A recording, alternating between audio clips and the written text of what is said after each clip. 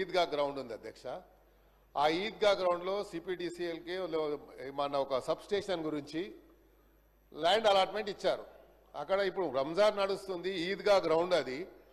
దాని పక్కకు వేరే ప్రభుత్వ స్థలం ఉంది. ఆ స్థలంలో కొంచెం నాకు క్యాంప్ ఆఫీస్కు స్థలం ఇవ్వమంటే అది వాళ్ళు ఐడెంటిఫై చేయలేకపోయారు.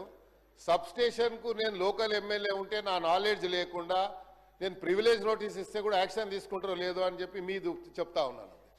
ఎందుకంటే ప్రివిలేజ్ మోషన్ ఇచ్చేటువంటి నాకు నా హక్కు ఉంది కాబట్టి, నా ఫండమెంటల్ రైట్ కాబట్టి నేను చెప్పొచ్చు.